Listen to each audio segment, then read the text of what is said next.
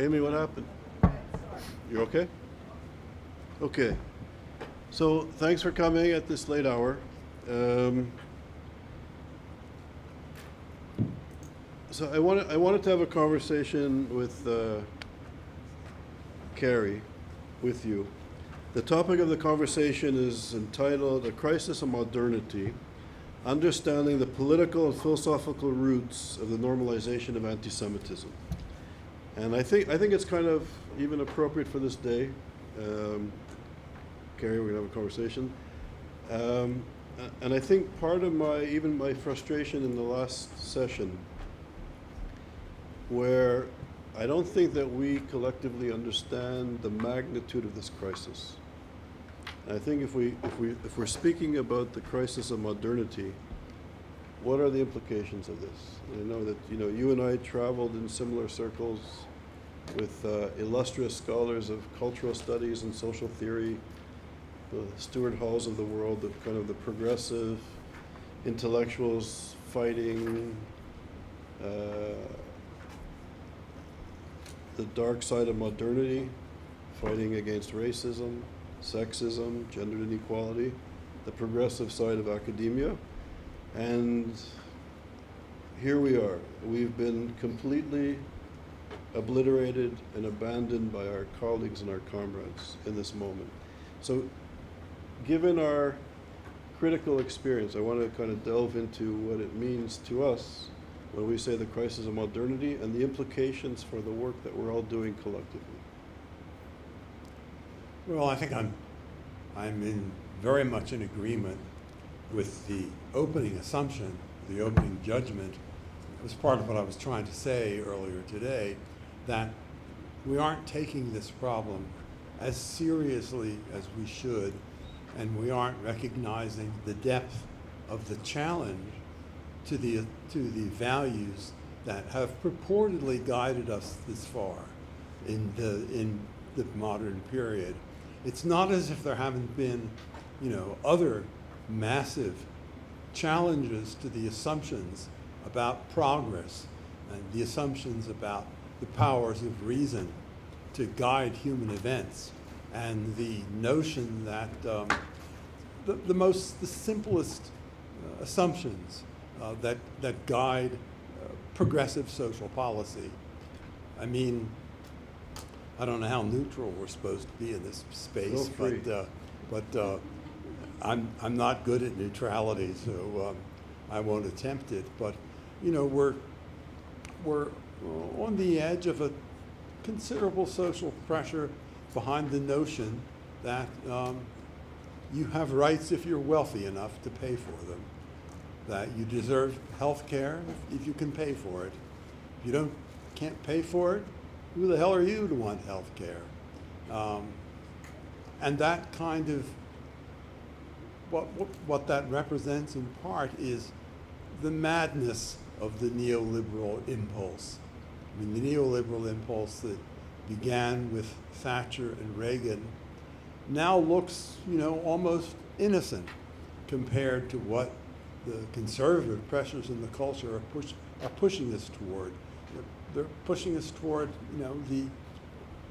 the exploitable proletariat, the exploitable middle class, lack of basic rights, pressure toward the loss of voting rights, renewed racism, the whole notion that individuals deserve whatever they can win, whatever they can take from others, and there are no broad social responsibilities. Well, I mean, Judaism has never been based on values like that, or at least any kind of Judaism that I'm familiar with. And yet that's among the range of things that I think are in the process of potentially being removed from modern culture. And I think it's pretty scary. I mean, imagine the political decisions in the last 6 months that mean that effort to install solar power is going to be stripped of its incentives. Electric vehicles are no longer desirable. And for what reason? That the motive actually seems to be not some evaluation of the state of modern energy. It seems to be rage. Rage at the progressive culture that to some degree preceded it. Why wreck Medicare? Because you hate the idea that people are getting health care in at least a slightly rational way. So, and those aren't, I mean, not even addressing the problems of anti-Semitism, but I'm trying to put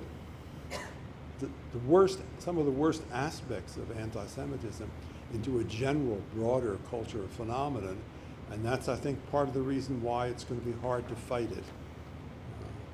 So I think to pick up on some of your points, before I got into the study of anti-Semitism, I was studying neoliberalism and its impact on culture. And I think in my first lecture, I went into details about how neoliberalism, Thatcher, Reaganomics, the sort of free market system, this free market system that was going to sort of push back the role of the state intervention in the economy. And there was this belief, Milton Friedman, Thatcher, Reagan, that with more free economic development, neoliberal capitalism, there'd be more of a democratic culture. With economic development, you have democratic culture. But we've seen this film before. We know that the state played a crucial role in providing the glue in society. It provided education, healthcare. It provided healthcare, education. He'll quiet down in a few minutes. You think? Yeah. Okay. At what time? It was the glue. It was the glue that held society together. That there was a basic level of subsistence. After the Holocaust, after World War II, the family of nations came together and said that this will never happen again. That the social and economic conditions that led to totalitarianism, to the rise of Nazism and communism, because of the level of disenfranchisement, will never happen again. There'll be a basic level of living in Western democratic countries.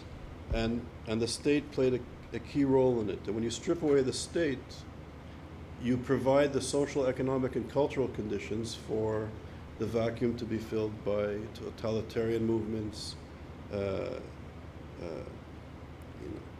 totalitarianism, extremism, and the like.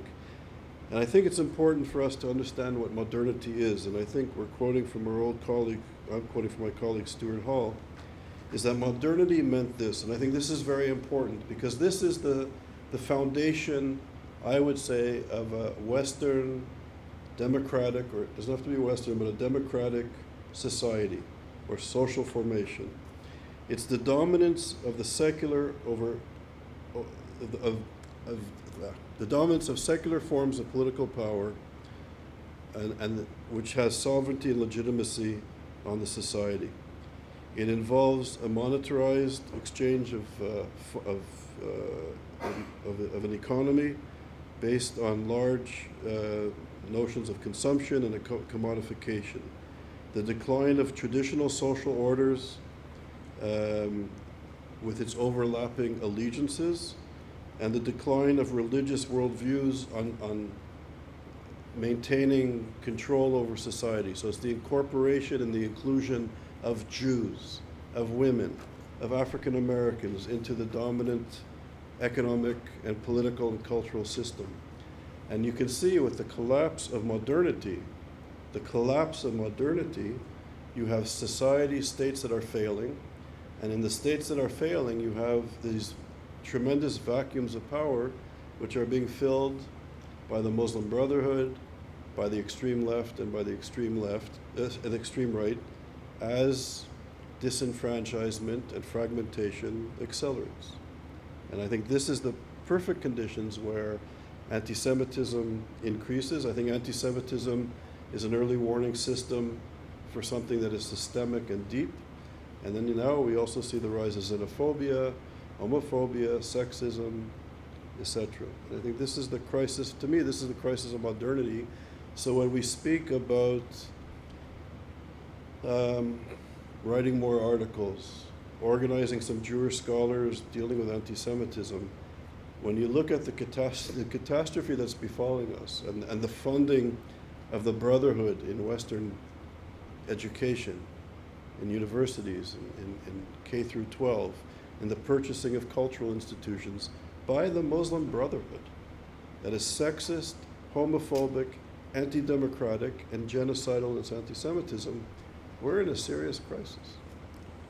You know, one of the things we've learned about a conflict with Hamas this time around, something that it was easy enough to deny the truth of it 5-10 years ago, but there's been enough statistical evidence now, surveys and so forth, that have confirmed, in addition to the cultural analysis, that have confirmed that really strong impulse behind what Hamas did is religious hatred, not political opposition, not rage at the failure to have the kinds of political power and authority that they would really seek, but that primitive religious atavism.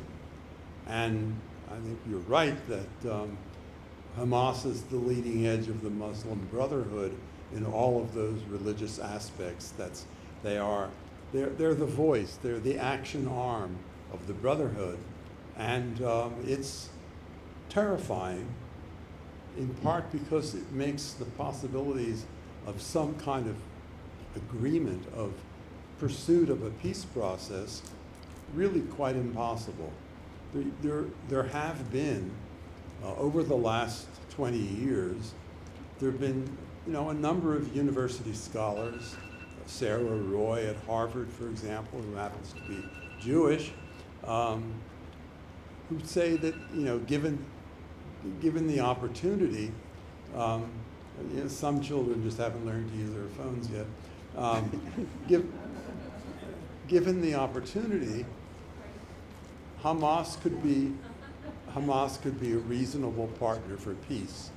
That they could be in dialogue with Israelis, in dialogue with the Western powers, and they could curtail their bloodlust. But once that bloodlust is deeply ingrained with religion, the odds that anything workable can come out of this thing massively decrease. And when you add to that Hamas is part of a broader movement in the Middle East, the Muslim Brotherhood movement, you're faced with some pretty intractable future facts. You're faced with some pretty intractable conditions for working anything out in a way that would adopt the powers of reason, the Enlightenment, all the things that have underwritten our notions of modernity. They disappear. I mean, Hamas has in part given us the awful prospect of the conflict of civilizations, which we could debunk easily for decades. We could look with real doubt about that as a way of thinking about the conflict in the Middle East. But Hamas has put us back into the conflict of civilizations model, and there's really no good outcome, no good nonviolent outcome to that once that's the problem that we face. I agree, and I think to go into the crisis of modernity even more, Hamas and the Muslim Brotherhood, you can argue, is an anti-systemic movement. It's not about the promotion of economic development and growth. It's about destroying the Western capitalist system and institutions, including the state. And I think it's fascinating if we take this argument, a step further, is that, why would Marcon and Stammer and Carney, welcome Hamas? And I don't think it's just that they're anti-Semitic, although there's anti-Semitism in these three societies, and the influence of the Brotherhood is substantial. But if you think about it, the collapse of the French state, or the collapsing French state, you have, now people in their second, third generation living in the suburbs of major urban cities who are completely marginalized, have not been integrated into society. And these have become very violent. There's a lot of violence and marginalization. And again, when Paris Saint-Germain won the European Cup about a month or 6 weeks ago, the Qataris flew the team wearing the Qatari T-shirts into Paris, and Macron thanked the Qatari regime 3 times for their investment in the French economy as they celebrated the championship. So at the level of the elite of society, you have the Qatari Muslim Brotherhood Alliance impacting the economy in a very serious way, to the point where maybe the French state and economy needs the investment by this regime into its economy. And then you have among the marginalized, disenfranchised on the streets, the working class, the institutionalized poor, kind of having a mini intifada with automatic weapons and violence and a lot of damage on the streets, people being injured, a lot, many millions of dollars worth of damage. And this is sort of the status quo. The same is sort of, being repeated in the United Kingdom.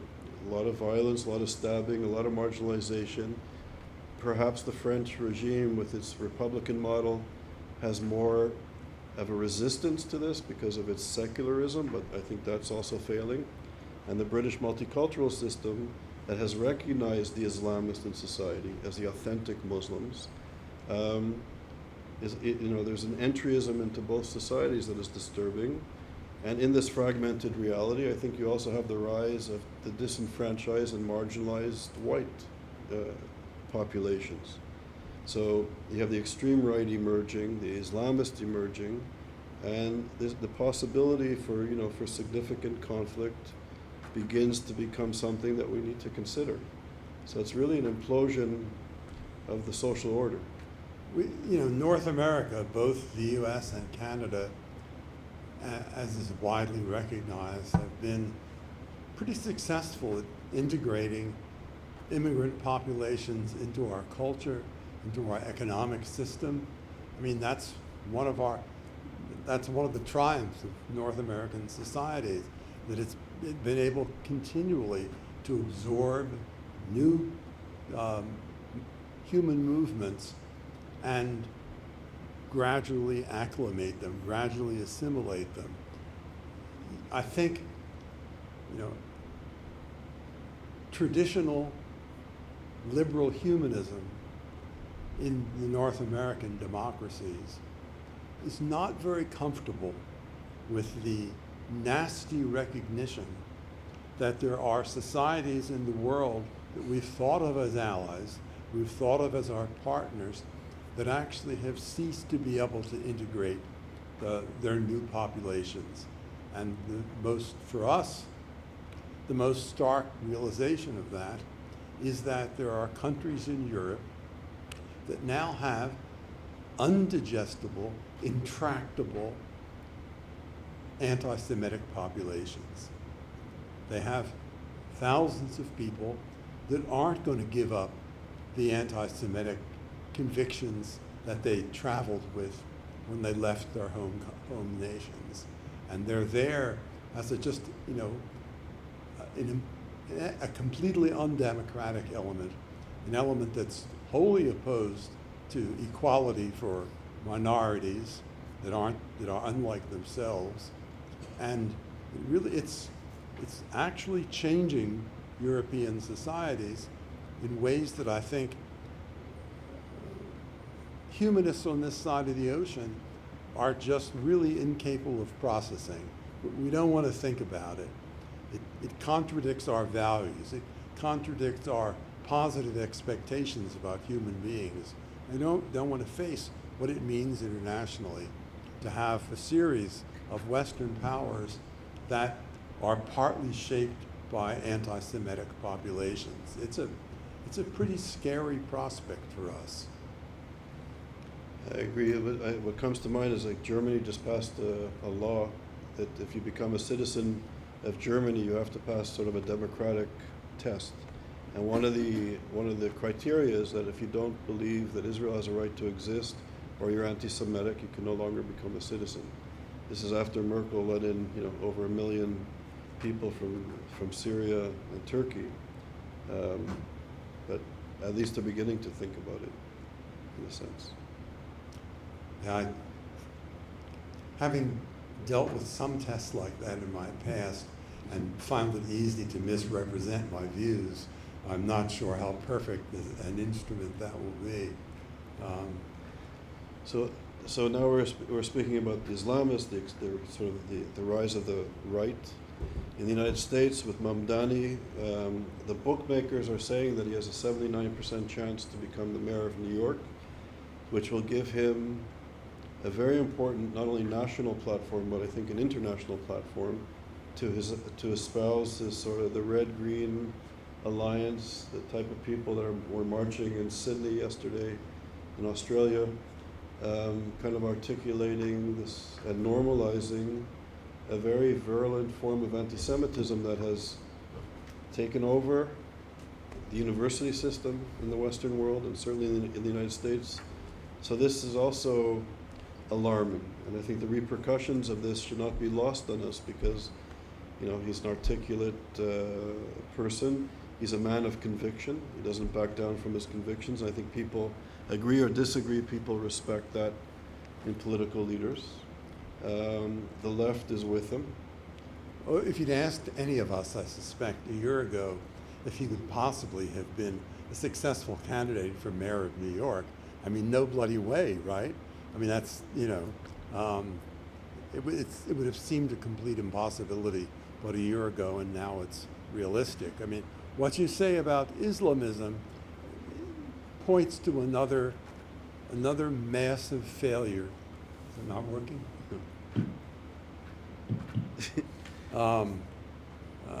We could hand them back and forth. It points to what I think is another massive failure in the West. We are really, the American Academy, the North American Academy as a whole, is incapable of confronting the challenge of Islamism. I mean, if the foolish claim is that opposition to Islamism is Islamophobic, and that is really a huge mistake to take that position, and it's unfair to the millions of Muslims throughout the world who don't hold those views, you know, who despise Islamism. We have a huge task of doing a cold, frank, honest evaluation of the Islamist threat. And we're almost unwilling to consider it. But now it's an element of our own culture, and we have to really confront what a threat it is. It became very real to me a few years ago when I was writing a book about the universities in Gaza, some of which adopt for all their work an Islamist perspective. The Islamic University of Gaza claims, not surprisingly, well, that it teaches philosophy and literature and history from an Islamist perspective. But it also says, or said, I don't think there's enough of it left to say anything, but back when there was that it could say something, it said, well, if they teach accounting, they teach accounting from an Islamist perspective.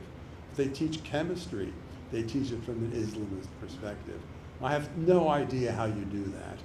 I mean, if you wanted to teach from an Islamic perspective, okay, you emphasize the contributions that Arab cultures have historically made to the development of those fields. You add that history to the study of the sciences, to the study of theology. But an Islamist perspective, to teach accounting from, you know, I hate Jews in Israel as a founding assumptions, it's really quite bizarre.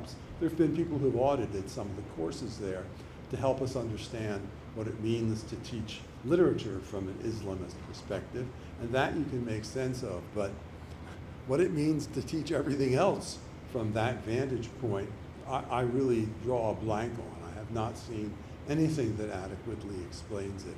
But that's the impulse behind Hamas. It's the impulse, I think, behind Hamas sympathizers in our own country. and it's a very dark force. There's no justification for it. It's frankly unacceptable, and it has to be fought as unacceptable. It's not a matter of integrating it into American society. It's not a matter of finding a place to honor it and recognize it. It's a matter of concluding that this just won't do. It's not going to be acceptable. No, I agree. And I think going back to this notion of the crisis of modernity, thank you. Thanks. You have a compulsion for Western universities to go and seek money elsewhere. Before neoliberalism and Thatcher and Reagan, universities were well funded, basically. When I came to the United Kingdom, you know, I think it was like, I think £900 to get my degree, right? So not terribly expensive. McGill University, $200 a semester, 200 Canadian dollars a semester, which was probably about 120 or $30 US a semester to get good education. But with neoliberalism and the state not funding higher education, universities are going to Saudi Arabia, to Qatar, to go and get the money. So you have a situation where if Hamas is the Palestinian chapter of the Muslim Brotherhood, you have Yosef Kawadawi, who was the spiritual head of the leadership of the Qatari regime, who preached his entire life that the true believer is obligated to finish the work of Hitler. This was the character that was welcomed with open arms by the British establishment and played a key role in establishing Islamic studies in Oxford University, one of the most important Islamic studies center in the Western world. So think about the normalization of a certain ideology at the heart of British and Western culture. Fast forward 30, 40 years later, we shouldn't be surprised that there's one or two generations of intellectuals and scholars and professors that have been inculcated with this. Tariq Ramadan, the grandson of one of the founders of the Muslim Brotherhood, was a superstar here at St. Anthony's College. And despite serious allegations against him, sexual allegations, he was protected because his network was bringing a lot of money to Oxford. One of the little nasty footnotes to the history of the AAUP is that the AAUP campaigned very, very vigorously to bring Tariq Ramadan into the United States, to get his visa approved, and it was one of the first things. There was an AAUP president who thought that was just the right thing to do. Unfortunately, which was me. We do make some errors in our lives. And as a footnote, it was one of the first things that President Obama did when he assumed office. One of the first things he did was got Tariq Ramadan the visa. At the time, the sexual abuse allegations just didn't have the same prominence that they did a few years later. So I have that as an excuse for why I was willing to campaign on Tariq Ramadan's behalf. If I would have known. But just going back to this, and as society is being fragmented with the extreme Islamists in these cultural institutions, with the rise of the right, and you were saying that you want to protect the rights of Muslim citizens. What is happening with as Elie Wiesel always taught, anti-Semitism begins with the Jews, it doesn't end with the Jews. As society is fragmenting and anti-Semitism is increasing, and there's a backlash by the marginalized right and white, indigenous, white British people, Muslim communities in this country are going to be increasingly at risk. So I think what Elie Wiesel taught us is very important, because it's not just about the Jews. Good Muslim citizens who live here and just want to, be good British citizens or Canadian citizens and get on with their lives and get their children to a good school, and they should live a good life and to be free to practice their religion, they are going to be increasingly under violent threat by white nationalists. So this is really, the crisis of modernity is something that really affects society. And I think, anti-Semitism is essentially an early warning system for the fragmentation and disintegration. Well, it's also part of what I've tried to argue is that it's also an early warning system, anti-Semitism, for the decay of higher education, for the loss of the core values of the university. Where, you know, the conflict over Israel, the cultural conflict over Israel in the universities has divided the campus population, polarized the campus population, divested some significant minority of the campus population of its commitment to using evidence to demonstrate political positions, of validating research, replicating research. It's pushing the campus toward radical political advocacy and the disavowal of the values of reason. And it's anti-Semitism that's the leading edge of that whole phenomenon. And, you know, does that stop with anti-Semitism? It's inconceivable that it would stop with anti-Semitism. It'll move through other fields as well. Increasing polarization, unwillingness to talk with one another, unwillingness to consider other positions. It's going to, in significant ways, eliminate the form of modernity that energized the modern higher education system. We're going to pay a bad price across the whole range of higher education practices. And anti-Semitism, I think, is leading the way to do all of that. So, to try and shift the conversation, given this crisis of modernity, the crisis of capitalism, states are imploding, there's a migration crisis, institutions are not able to provide the goods, the services, the contract that all citizens have to a society. As things are deteriorating, from a structural perspective, if I can use that word here, how do you perceive, what do we do to start to turn the tide other than scream anti-Semitism is bad? What do we do as intellectuals? What are the economic models that can help change this course of deterioration? What's required? Well, that's really for our next conversation. Excellent. Yeah, I think the answers are pretty difficult to come by. At the local level, with what you teach, with how you function in your department, how you function professionally, you can adopt better practices. You can embody better practices and hope that that has, you know, an ameliorative effect on your colleagues and on your institutions. So you don't have to adopt the worst practices of polarized, politically polarized education. You can try to refuse it. But if partly what you're asking is, how can you shift that momentum in the society as a whole, I don't have good answers to that. Unfortunately, what I have mostly are anxieties, not answers. I'm mostly anxious about the inertial force in the other direction and how to resist it. I honestly do not have that answer. So I'll give you an answer that's interesting. I don't know if it's feasible, but it's possible. There was a minister of economics, finance minister in Canada named Lloyd Axworthy.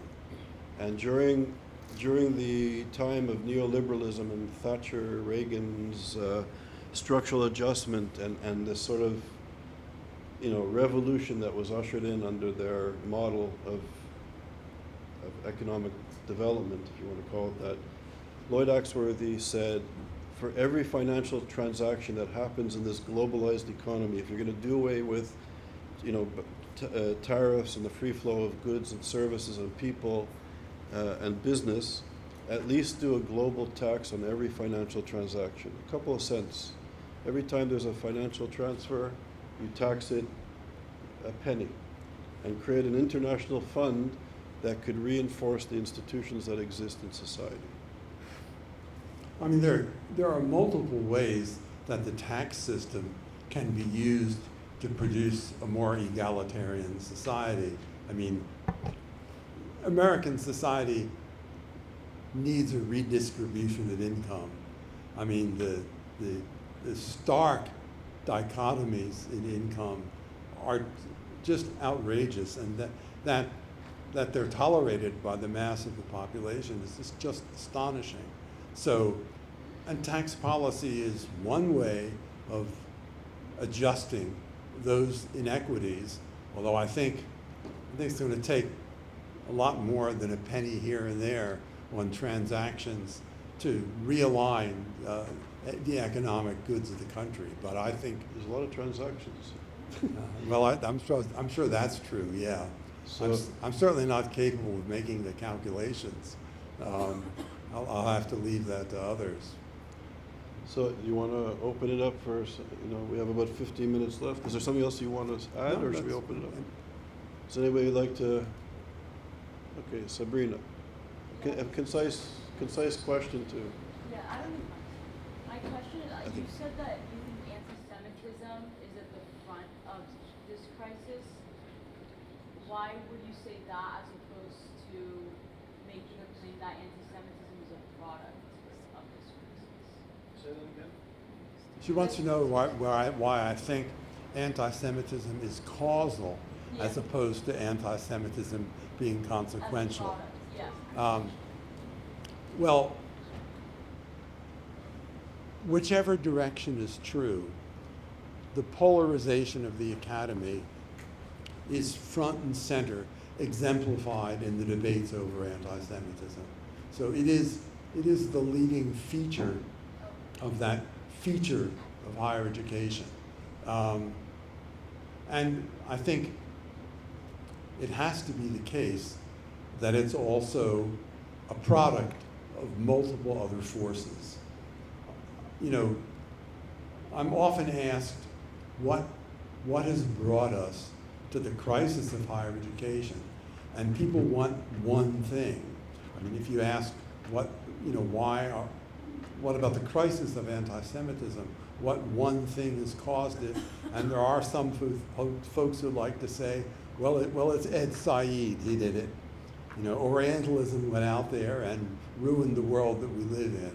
But I'm not willing to accept simple causes for those phenomena. So I think you've got multiple forces at play, and I think in some ways anti-Semitism, the battles over anti-Semitism, the force of anti-Semitism, can be both causal and consequential. I'm not sure it's an absolute choice. And I'm going to bring back really, as strongly as I can. We need to understand what it means to say, when I say the crisis of modernity, what does it mean? What does it mean? What is modernity? Have you studied modernity and its implications? Between the First World War and the Second World War, we saw economic and social conditions that led to catastrophic reactionary social movements that wreaked havoc on humanity. The Jews and many others. We are entering, or we are in the midst of a economic, social, cultural environment, or social, economic, and cultural processes. We need to understand, when I say processes, what does that mean? These are systemic forces and processes that we're at the point where states don't exist. The institutions that are the glue of society, the contract that societies have, that citizens have to the state, contracts, social contracts to a state, what it means to be a citizen of a democracy, what it means to be a citizen of a society. These are very basic, elementary, fundamental, essential ingredients to any functioning society.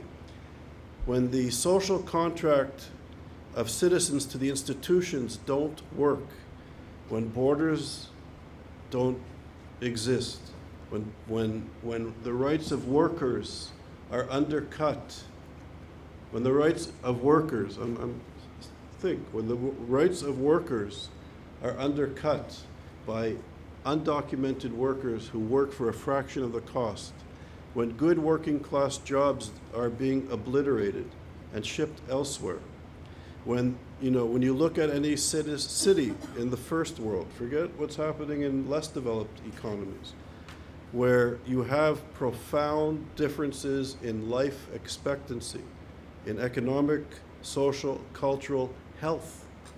I live in an environment in Miami, the opulence, the products that people purchase without thinking didn't exist except for in a few, highly internationalized cities 3 decades ago.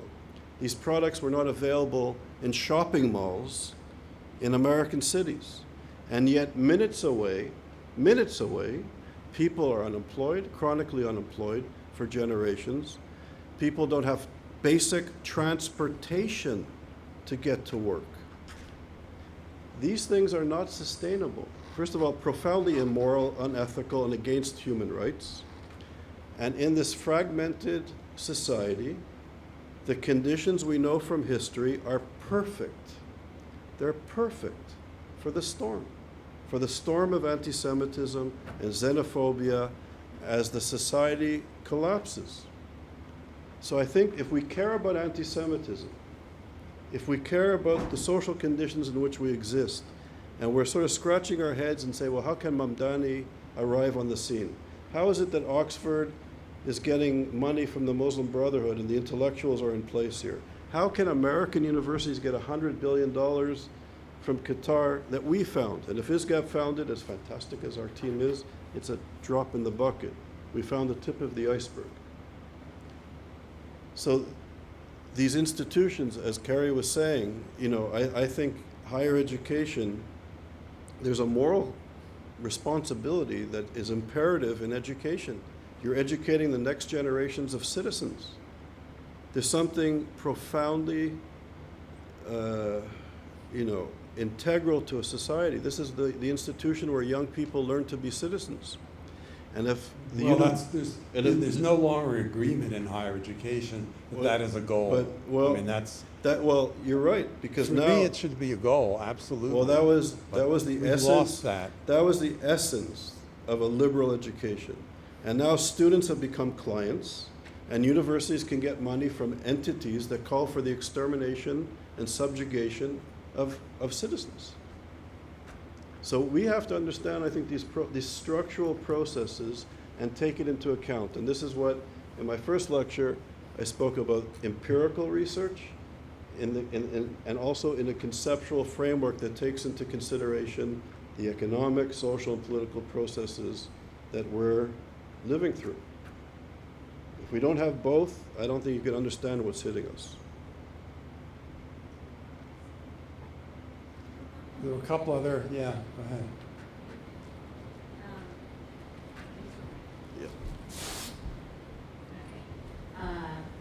I found that presentation at the beginning of our Summer Institute very compelling about modernity, and this was not an argument I had heard before, and so it's very compelling to me. But it's missing something for me also. First of all, and I'm only looking at this from a U.S. perspective because I just don't have enough experience in Europe, and I don't know why Europe is the way Europe is, why the UK is suffering as it is, and other countries as well. So in the U.S., the people who are driving this are not the people who don't have transportation. And the people who are voting for Mamdani are not the people who don't, he's being supported by the wealthiest. And the students on these college campuses are the most privileged, the most wealthy. They are benefiting the most from the disparities that we have in our society. What I do think has happened to the United States is that there has been where I see the vacuum most strongly is when it comes to ideals. I think that community, the idea of community is all but dead in the United States. I think the Jewish community sells community, and I imagine some other minority communities do as well, but for the most part, the idea of community is gone. Parents aren't parenting their children. We have no maternity leave, and I think that's actually really critical, that children are already in preschool by the time they're 6 weeks old. And religion. has totally failed, which it didn't have to be religion, but at least it was something. And so, and then on top of that, social media, which is like this new intervening force right now that, I don't know, I certainly didn't anticipate, and the way that that is accelerating everything bad that is happening is extreme. I don't know how much it matters what the source of the problem is. Certainly, instability in society seems to be the theme. But I guess if we're looking for a solution based on what the problem is, then I would hesitate to think that if we address financial or socioeconomic disparities, that we're going to solve this when it really appears like it's coming from people who watch too much Games of Thrones, and they just want, no, for real, like they want to go and join ISIS because that's exciting and life is boring. Yeah, well, I watched Games of Thrones, but that's because I wanted a dragon of my own, a different impulse. Well, I think that it's perfectly fair to say that if you look at the problems that broadly, they won't be easily solved by simple mechanisms. I think that's perfectly fair and accurate. But none of us can do everything. We have to find the contributions that we can make and live with those and not count on their success. I mean, nothing comes with guaranteed success in the world that we're living in. You just have possibilities. That's really all you have to offer. So I think you make a very important point. I don't have the answer, but I think Mamdani is a product of a political system that's not delivering to the people, to the citizens of New York. There's a lot of marginalized people. People are upset.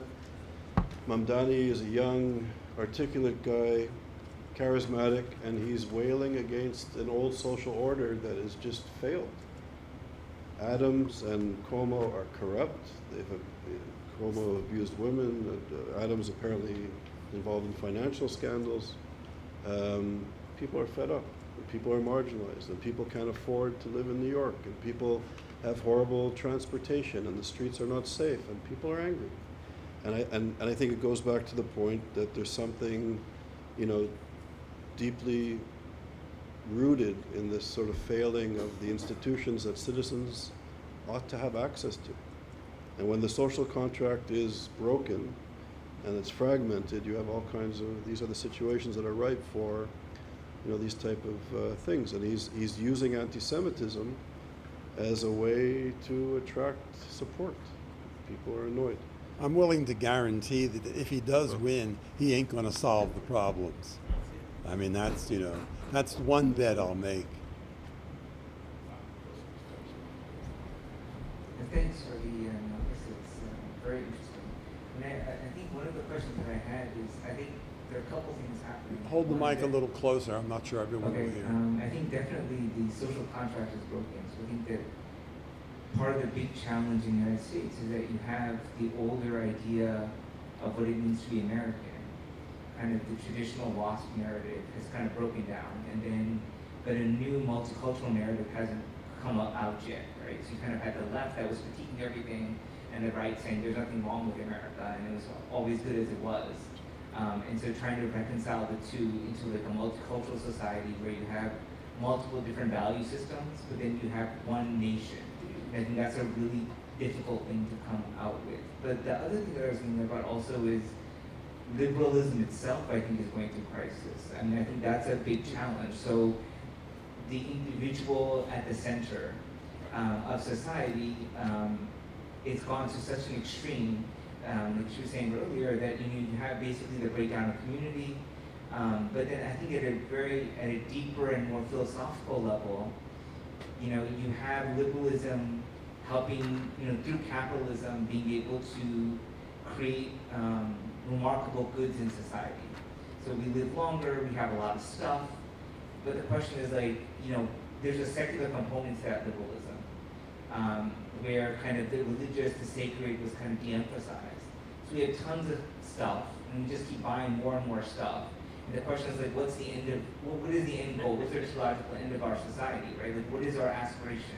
At least religion was able to give some sort of way of thinking about unity with God or connection with spirituality or the next life, you know. So you have people who are extremely alienated from each other, and you have this sort of tech revolution that's further alienating people, and also, you know, through AI possibly even really questioning the role of humans, right, in sort of the future that we're going to live in, with this kind of techno-optimist future that's sort of being created. And then I think just a last point to your saying, I think just the demographic collapse of the West, I think, is a really big question as well. So in the long run, the global North is going to have to deal with how to incorporate the global South as the demography of our societies start to collapse, right? And the question is like, how do we integrate new types of people into our societies with those values and create citizens and the values of citizenship, you know, through education, through institutions. And I think that this is a time of institutional revival and reformation. So I think this is really wonderful that ISGAP is able to do this sort of stuff, because I think we're a really pivotal moment where the West is fundamentally transforming, but not just the West, the entire global order between the US and China, and then all the countries that are in between, in terms of thinking about how do our institutions better serve, you know, all people. So thank you. That's a comment. Anyone else want to anyone else want to sort of comment on the conversation? I'd say it's a profound comment. As you were speaking, if anybody knows Leonard Cohen, read the words to the song called "The Future."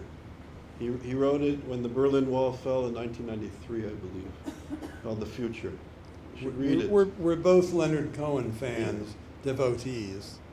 I won't sing it for you because you'll be in pain.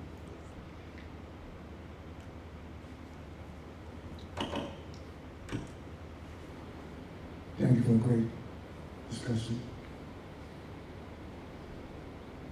Throughout the last week, we touched on the impact of social media, the processes,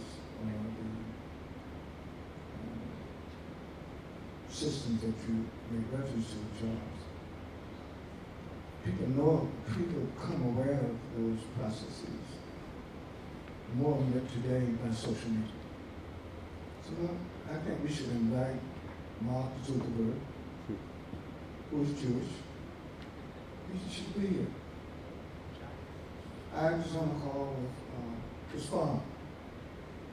He's with the Black Jewish Action Kitchen father. And Mr. Zuckerberg said, we need to do something right now to stop anti-Semitism. I said, great. You know, in fact, he was focused on the action. We need action, we need action. And I said, yes, we do need action. And then before he hung up, I said, could you put us in touch with your son? Because to me, let me say this right there. Some of the major institutions that affect people's consciousness, the Jewish community has a great impact on it. But they're not weighed in on the struggle against anti-Semitism. How is it that Facebook allows anti-Semitism? So, you know, and I think that, I'm not trying to point finger at Mark, although, you know, he's a hard graduate. We went to Harvard and graduated. But the thing is, and I'm not criticizing because he's a successful entrepreneur. I just think part of what this room is missing are people who have not just the ability, but the entree to make some changes in how people think in America, on campus, off campus. Because the problem of anti-Semitism is just not a higher education problem. It is a society problem. And it's growing worse and worse. And so I think we should, I see this room as like, I don't want to say a war room, a peace room, where we should be tactically mapping out what it is we're going to do to not only challenge anti-Semitism, but what do we put in its place? You know, it's not only, you said this before, be very clear what we're against, but we also have to be equally clear what we're for. And I think that void of not articulating what we are for gives rise to the forces that we are against. So thank you. I think on that optimistic note, the call for action is very important. I promised everybody we'd end at 9:30. It's been a long day. I know we can go on, and which is beautiful, but perhaps this conversation will lead to further conversations and thoughts, maybe at the pub with a whiskey or something. So anyways, yeah, so I think we'll end it here, but thank you for coming here so late. Have a good rest of your evening, and we'll see you tomorrow for more conversations. Thank you.